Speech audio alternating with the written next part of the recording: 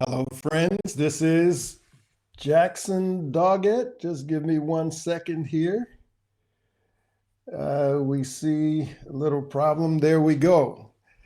Hello, everyone. This is Jackson M. Doggette Jr. Welcome to the webinar today. We are going to be talking about how to maintain and increase church giving during coronavirus. We have a section, as you see below, where you can ask questions. Just feel free at any time to put your questions in there. I will answer the questions at the end of the webinar.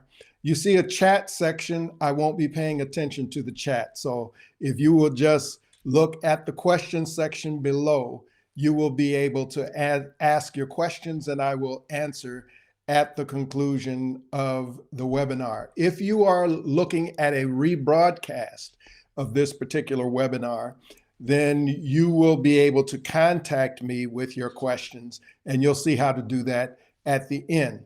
But right now, let me load up the slides that you'll be looking at, and let's get right into it. Survive: how to maintain and increase church giving during coronavirus. You're in the right place. Patterns of giving have been interrupted. People are afraid and trying to financially protect themselves, and tithes and offerings are bound to drop in this environment. In fact, if you're a pastor of a church, you already know tithes and offerings have dropped a little bit. I expect they're going to drop some more as people continue to lose their jobs in this particular environment. I know that you want to restore giving or inspire new confidence in giving to grow support for your ministries. So it does not matter where you are financially right now, because we can definitely help you improve your situation. And that's what this whole webinar is about. Our game plan is simple for today. First, we're going to talk about the journey. We're going to talk about some mistakes that we have made. We will share our aha moment, and then we will give you some next steps to make it happen for you, meaning to be able to maintain and increase church giving in this environment. Let's get started. Oh, well, if you hang out with me till the end, I'll tell you how to get a copy of the slide deck so you don't have to keep hitting screen capture or anything like that.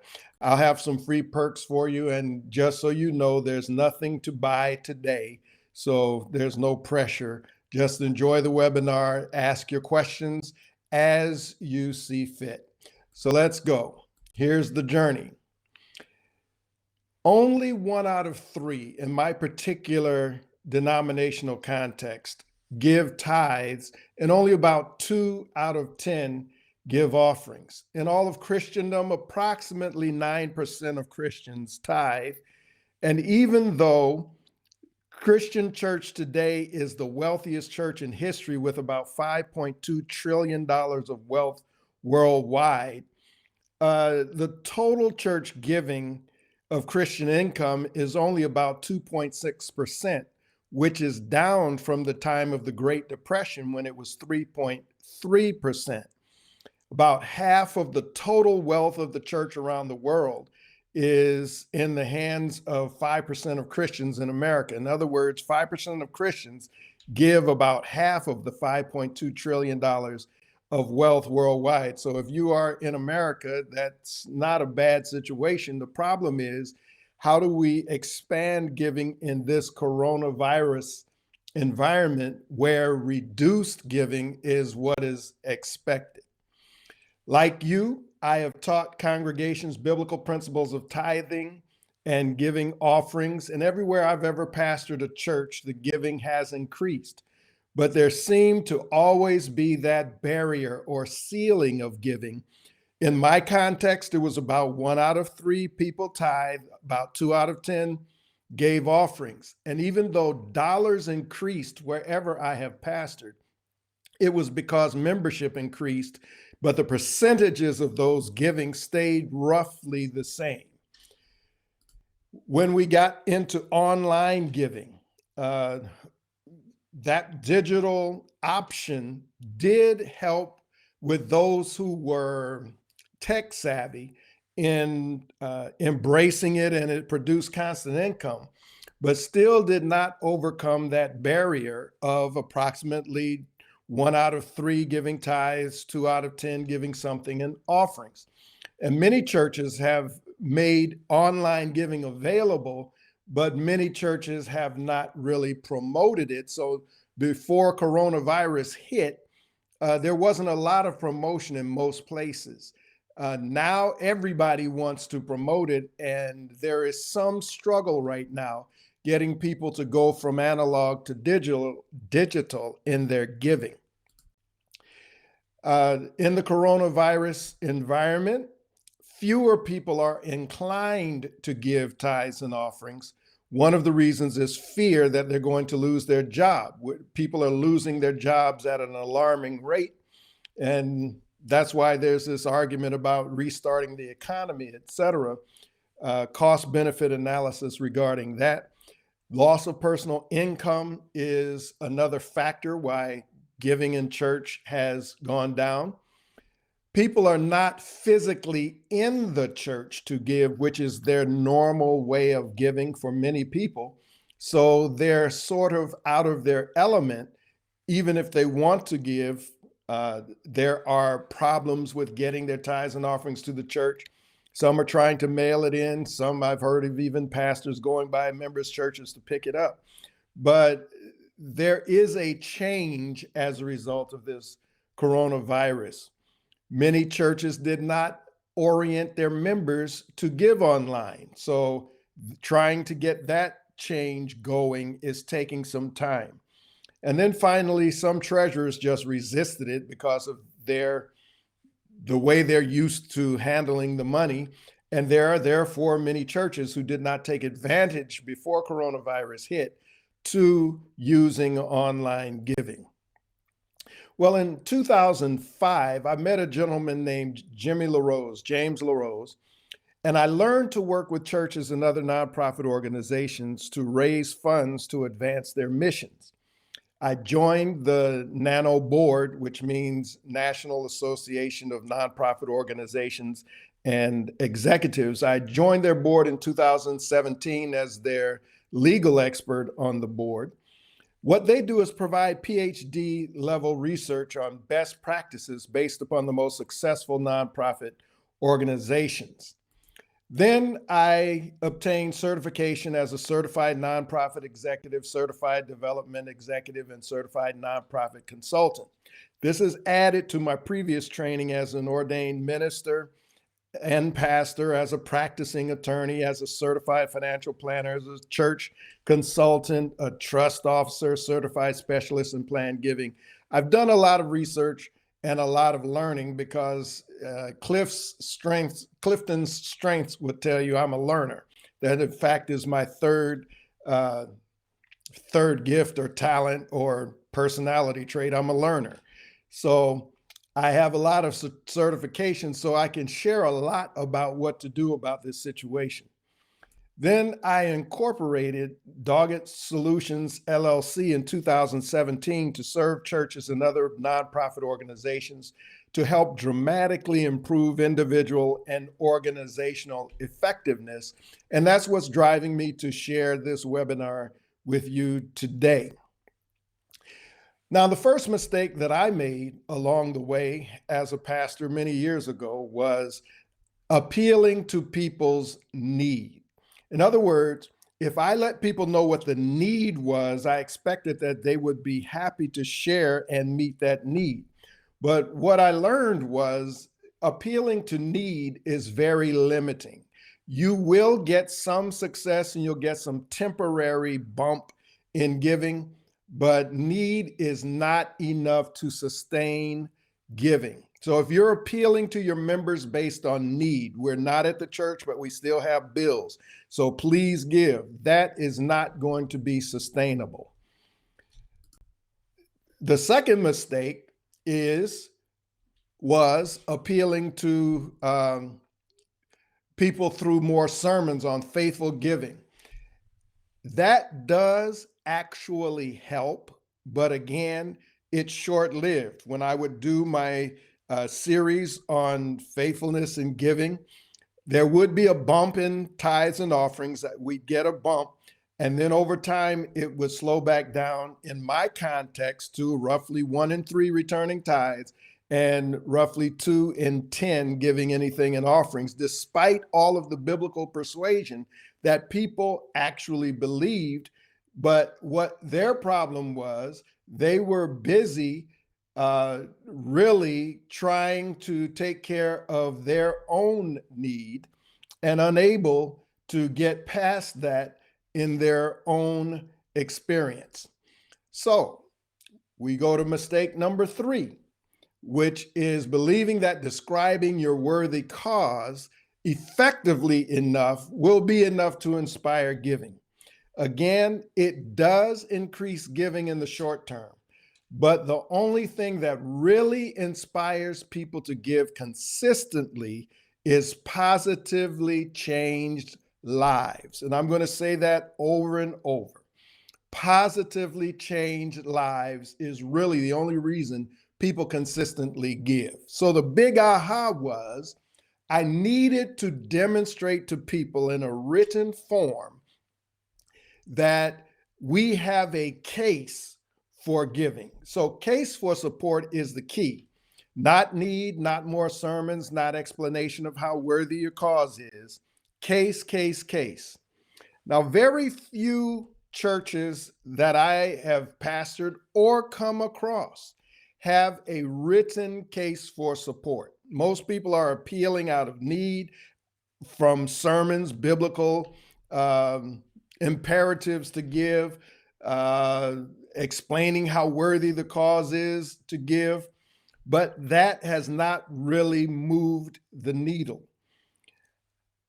In 40 years of pastoral ministry, unless I helped a church to draft a case for support, they usually didn't have it. What they did have was often a strategic plan, and they do SWOT analysis. And this will help you move toward goals, but it does not work to really keep your organization laser focused on your mission. So I learned when I got on the board of NANO that the empirical evidence from PhD level research of the most effective nonprofit organization shows you need to have a written case for support. People need evidence your organization is positioned for sustained mission success. And that mission has got to be tied to positively change lives. Jimmy LaRose would say financial resources chase after ideas, and there will always be generous people who will amply support a great dream backed by a sound plan. So in 2005, I started working with a premier fundraising company and learned what really moves people to give. Change lives. The big aha is you must use fundraising philosophy that will help you put in place those things necessary to move the needle in terms of support. We figured it out. Making the case is the quintessential task for any nonprofit and must reflect the unified vision of all the individuals responsible for organizational stewardship. Quintessential, not the only task, but it is definitely a quintessential task to make the case. If you take a look at the picture here, what is the business of this business?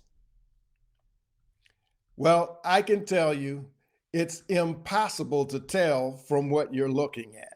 Even if you could read those signs, you can't really tell what this business is. And what this illustrates is a lack of focus will prevent you from having adequate resources. I learned this a long time ago. Too many ministries in your church will produce a lack of focus, and a lack of focus will produce a lack of resources. That's people and money. And what you want to do is advance your core mission. But if you have too many things going on, it's hard to appeal to people to move forward. It is at least as important to know what not to do as what to do if we're going to be able to effectively do what we must do. And that is the mission of the church. Now, a case for support has all of these elements, these 7 elements to it. But the most important one, and I'm not going to go through every element of the case for support right here, but I want to point out under services and products, the personal testimonies are the most important thing in this whole document.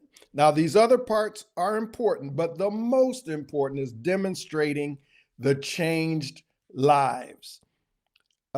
Without a dream backed by your sound plan, but you demonstrate it in your written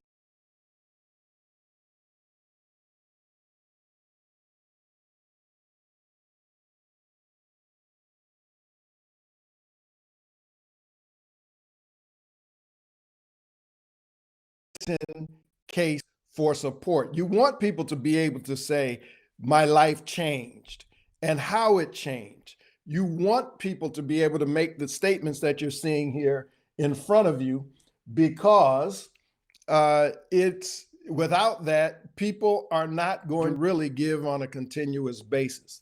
Now, what I'm showing you here, I would love to show you the video, which you can find on YouTube, but this is a ministry that does urban transitional housing. What they do is address non-chronic homelessness and make a major impact in their city because they have focused on something that actually changes people's lives. Having a case for support that is focused and demonstrates changed lives will produce the money you need to push your ministry forward. Now, one of the problems with myths, and I'm about to talk about myths. For some reason, my slide froze here, but that's all right. It'll catch up in a minute. One of the problems with myths is they seem true. Myths seem true. Need does not move people to give consistently. Dedication to the cause does not lead people. There we go. People will give more if they understand the need better is a myth, because need does not move people to give consistently. The myth, people will give more if they were really dedicated. It doesn't work that way, because the cause does not often translate into personal financial sacrifice. Dedication, let me go back to that. If you're a pastor, you know you have members in your church who are very dedicated to services in the church. They will work in the church, but it has not translated into sacrificial giving. So people will give more if we present the worthy cause with more emotion. Emotion fades, and so will the giving. The myth, people will give more if we ask correctly. Asking helps. Bible says you have not because you ask not, but everyone is asking. So how do they decide to give to your cause? And then people will give more if they were more spiritual. Spirituality does not generally translate into financial giving. Again, in my context, 1 out of 3 give tithe, 2 out of 10 give offerings. Only about 9% of all Christians give at all. So being spiritual does not necessarily translate into giving. So what is it that we should do about it? I present to you the Donor Loyalty Mastery Program. Don't get nervous, you can't buy it. I'm simply telling you what will work. There are 5 parts to it. and it ends up in success. The first part is clarify. Clarify means articulating your mission clearly. And we'll talk about that in just a moment. Focus is about organizational development, where you deal with leadership and the modeling values, managing relationships, mastering change. It deals with operations, programs and revenue, organizational structures, policies and procedures. It deals with staff, the staff knowledge, skills, and abilities. It deals with the environment, that is attitudes, perceptions, and relationships.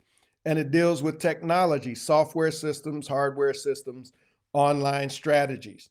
Focus. Then budget. The budget must be based upon your focus, and it must include everything necessary for you to move with excellence in achieving your mission of scale. I'll talk a little more about that. It deals with the document. That's your case for support. And it deals with how to ask with trained volunteers using the case document based upon your great dream backed by your demonstrably sound plan. But asking can never be your first interaction with your donor. And I'm using membership, donor interchangeably. If the first thing you do is go ask your members for money and you have not yet earned the right to do it, all of this will crumble and fail. But let's look at this a little more. A compelling case for support demonstrates that the organization is solid, knows where it's headed, and understands the scope of its mission. Now, I put those words in red because they are very important. The case must be compelling. You must have a solid organization. This organization must know where it's headed and can articulate it and understand the scope of its mission. Mission creep, or the scope of the mission creeping into 100 different areas, actually hurts your ability to achieve what you're really trying to achieve. If any of those pieces are missing, there will be a loss. So let's talk about clarify. If clarify is missing, what you will have is simply a maintenance ministry. In my context, that we have what's called the church manual. And in the church manual, almost every church in this denomination seeks to do everything in that manual, whether or not there are the resources, people, and finances to do it. And what ends up happening is pastors get caught in a maintenance ministry because there is not a clearly defined focus or a clearly defined mission around which you can do everything else. There's just we're a church and let's keep up all these systems and all these ministries and all that's going on. And I've seen church after church just maintain, not really grow, just maintain. So that's a problem. If focus is missing, what you end up doing is surging from program to program and event to event. It just is what happens. You become a programs-driven ministry and not really a focused ministry that's doing what you've been called to do. If the budget is not correct, the most influential members will control the priorities of the church and the whole ministry will continue to struggle. If the case document is missing, fundraising becomes a menu of techniques. So you begin to talk about need. You have sermons on faithfulness. You start trying to convince people of the worthiness of the cause. You have ad hoc fundraising events. So without the case for support, you end up just trying to keep the money coming in through various techniques. And then if the ask is missing, a proper ask, people are not willing to spontaneously amply fund a maintenance ministry. Ministry will hover just over broke. Let's go into it just a little bit more. Clarify how your organization changes lives. The most important factor leading to success in the donor loyalty mastery program is that the church has a clearly articulated mission. This mission must be specific. Now, we all know churches have been given the Great Commission. What is the Great Commission? To go make disciples. So, how do you articulate that? Well, every church is going to articulate it differently based upon their culture, based upon their style, etc. But here's how a typical church would talk about their mission. They would say, the XYZ church exists to make disciples of Jesus Christ. Let's say that's your core mission. That's how it's expressed. The XYZ church exists to make disciples of Jesus Christ. A better mission statement would be, the XYZ church exists to provide donors or members the organization they need to succeed at making disciples of Jesus Christ. There is a huge difference between we want to do X and we have organized ourselves so that our members and those who financially support can do X. Big difference. Without a clearly articulated mission, the church falls into tepid maintenance mode, and they are constantly barraged with programs in order for people to feel like things are going forward. But I promise you, most people are not willing to sacrifice financially to maintain a ministry or to help a maintenance ministry. What if focus is missing? Everything is structured to achieve the clear mission. So think about a hub and spoke.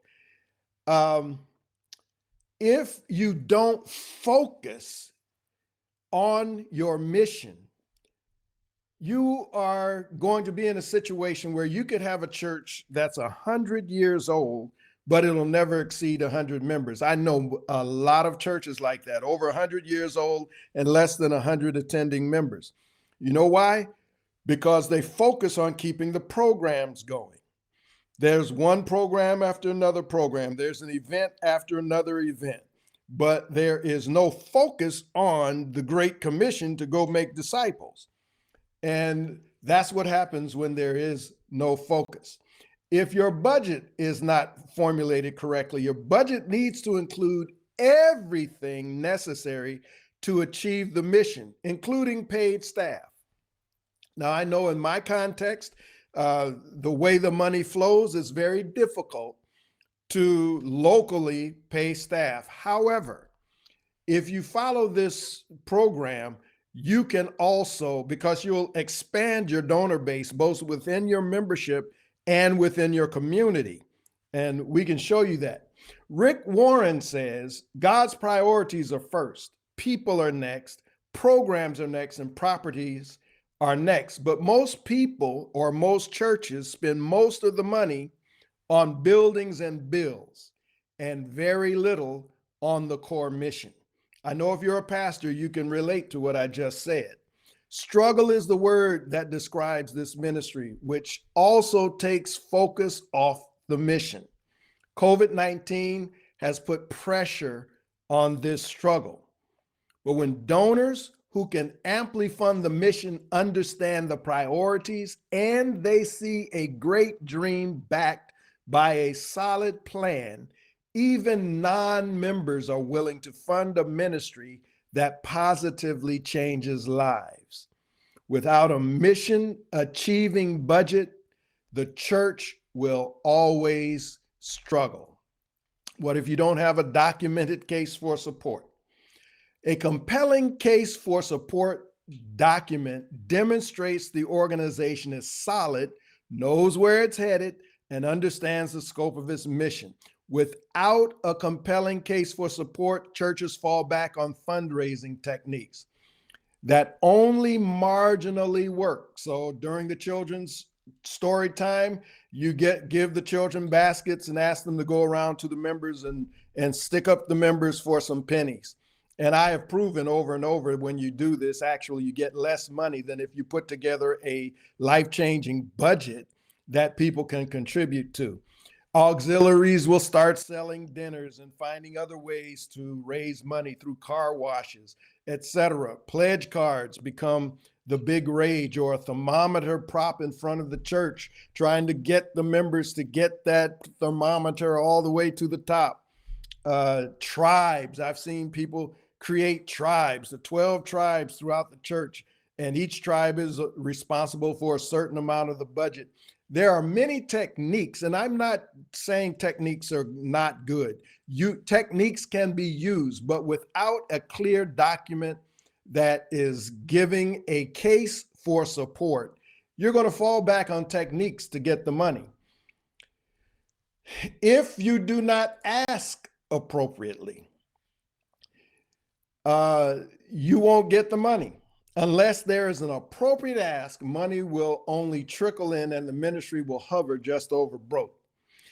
Ask cannot be the first interaction. Ask is best deployed after individual plans of care are established to earn the right to ask. Without this right, asking is almost a waste of time, especially in this environment when people are afraid they're going to lose their job, or they're afraid that something's going to happen that's going to require them to keep the money that they have in their hands. Using the case for support and training volunteers to properly ask, not a lot of training, a very little bit of training, but if you don't ask right, you'll be broke. It's just that simple. A few more quick tips. Under clarify, every church must express their primary mission in their own words and in a way that fits their own style. Under focus, in the COVID-19 context, churches are more open to organizational development than ever before. And I'm talking about addressing issues of leadership, environment, staff, technology, etc. Because right now, everybody knows that this is not normal, and we need to make some changes in order to be effective. So right now is the prime time to be working on the focus of your ministry. The budget needs to have paid personnel. You must put paid personnel in there, even if you don't see how you're going to fund it. It's got to be there so people know what you need in order to do your mission with excellence. And if you would not give to the ministry based on the case for support document, that just simply means it's not compelling enough yet. So once you put your case for support document together, if you yourself would not give based on reading that document, it's not compelling enough. And that means there's some things missing in the ministry that makes it clear that it's a great dream backed by a solid plan. And then a trained full-time development officer is worth the money. That's one of the people I recommend every church has, a trained full-time development officer whose job it is to ask for the money and help you put together a plan that will give you the information you need to be able to approach people with individual plans of care and making the proper ask, etc. That's just something I recommend. There's nothing like results. So here's another ministry that decided that they were going to provide free residential drug and alcohol addiction rehabilitation. And what they do is bring people to their campus, and for no charge, they help them for months to overcome their addictions. Again, I don't have the video for this because of the way these slides actually work, so I apologize for that. But here's another ministry which actually trains missionaries to impact people in every walk of life all around the world. They have put together their case for support, but they have also addressed clarifying their mission, focus, budget, the document itself, and how to make the ask. And it has made a tremendous difference in their ministry. So, success with the donor loyalty mastery program is achievable in a step-by-step process. It is an amazing source of transformation and results, and you can make this happen in your churches. I'm not sure why you showed up here today. Maybe you are concerned about maintaining the income of your church so it can survive. Maybe you are looking for a way to express the reason people should continue to contribute to the church. Maybe you are concerned about potential financial loss. Maybe you've already suffered some financial loss. Maybe you need a system to financially thrive in this environment. So you're probably asking yourself, how do I apply this system and process to get financial security? Well, you have a choice. You can do it slow, do it yourself. You can guess, you can wing it, you can hope. You can do what you've always done, or you can do it fast using the Donor Loyalty Mastery Program. And like I said, it's nothing to buy here today, so I'm not selling anything. I'm simply telling you about it. So this system covers how to clarify your mission, how to focus through organizational development, how to set your budget based upon your focus and mission, and put everything you need to actually achieve your mission of scale, how to put together that document for a case for support, and how to use that document to ask in order to succeed. Nothing is left out or assumed. It's a step-by-step and proven, reliable situation. And skills, accountability, and mentoring and all of that is built into it. You can do it yourself, you could do nothing, or you could do the program.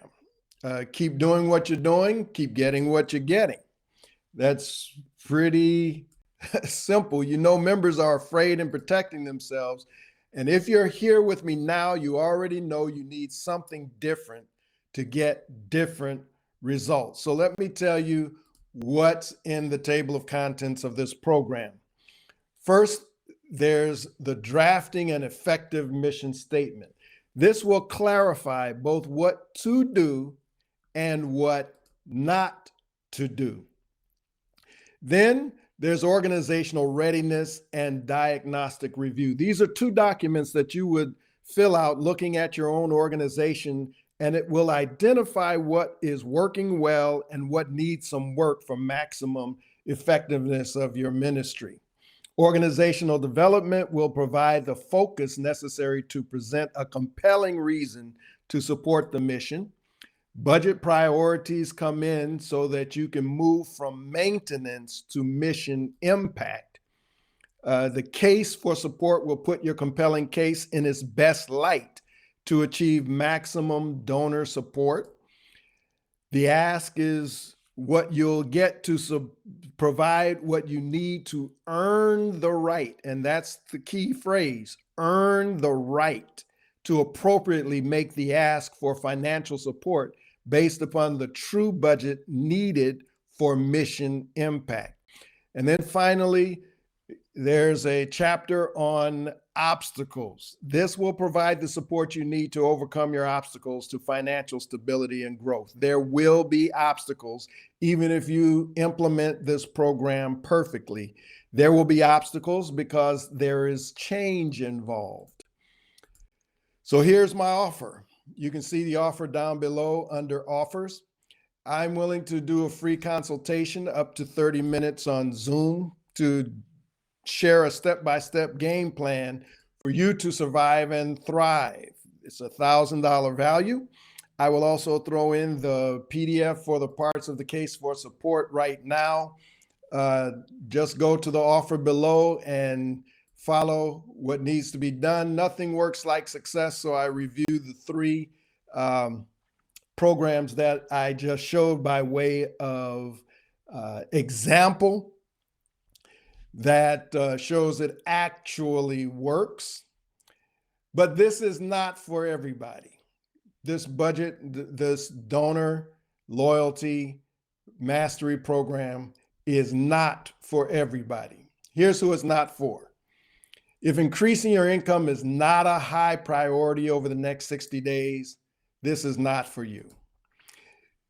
If you do not want to expand your donor base, this is not for you.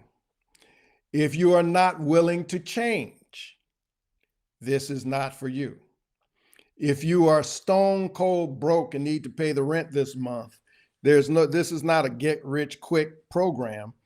So this would not be for you. If you're not willing to invest in expert help, this is not for you. If you are satisfied with the way things are today, this is not for you. This is for you, however, if you are tired of just doing okay with not enough cash. This is for you if you want to expand your donor base within the membership of your church. It's for you if you want to expand your donor base beyond the membership of your church. If you want to clarify your mission and organize around it for greater impact, this is for you. Just go down to the offer and click the button for how to apply for some time with me to just talk about it. Or you can go to jacksondoggett.com/contact and you will be able to apply to talk about this program. I will spend up to 30 minutes with you. I'll talk about your situation. I'll talk about how you can improve your situation. And no obligation. Like I said, there's nothing to buy here today. And when you call and talk with me, it'll be up to you if there's something you want at that time. But my point for doing this webinar is simply because I know I can help you. If you want the help, if you're ready for the help, I wanted to share that with you, and that's it. Not seeing any questions in the question section below, I'll wait just a moment so that you can ask any question that you might have at this time. If you don't have any questions, I will thank you for being with me here today. And once again, like I said, I'm willing, if you would like, just apply, click the apply button or go to jacksondoggett.com/contact. I will give you a copy of this slide deck just for having the conversation with me. I'll give you the PDF of the case for support. So if you just want to work on that on your own, you can.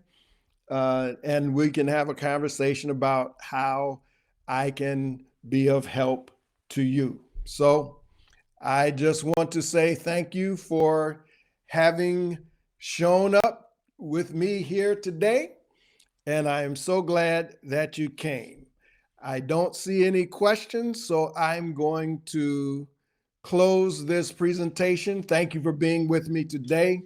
God bless you. I hope this has been helpful. Feel free to contact me at jacksondoggett.com/contact, and you can schedule a time there. God bless you, and I hope you have a very successful rest of the year.